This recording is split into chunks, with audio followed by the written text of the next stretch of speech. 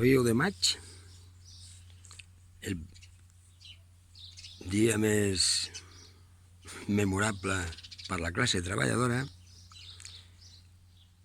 i menys els essencials, tothom estem a casa. Hem estat llegint algunes de les coses que corren per la xarxa referides a la gent gran i als treballadors essencials. La gent gran, jubilats, amb jubilacions com les que cobrem, ja portem anys confinats. Bueno, des del dia que es va jubilar qualsevol, que no fos un jubilat d'aquests de la pomada D o de la corda D. I aquest és un bon dia, l'1 de maig, per pensar que els dies de després nosaltres ho tenim clar, els pensionistes.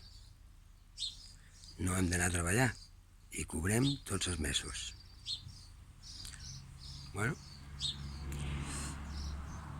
jo només li donava unes voltes a això i pensava, no sé, què es pot fer, perquè després del coronavirus, després del desconfinament, tots els negocis que s'han anat a la merda, botigues, bars, restaurants, establiments turístics, fàbriques, empreses, la gent de la cultura, el món de l'esport, tot s'ha caigut.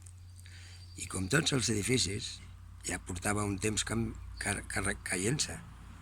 1993, cau un edifici. 2000, cau un edifici.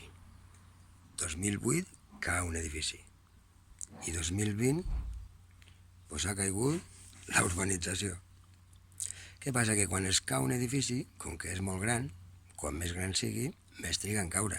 No cau així, pom, va caient.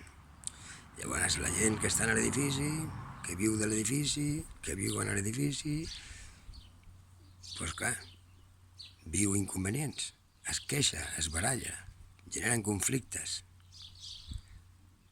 I estan tots ahí en comptes de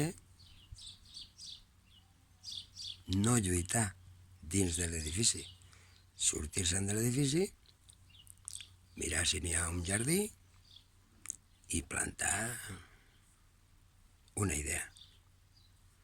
Agafes la llavor, germina la idea, fertilitza la idea, pol·linitza la idea.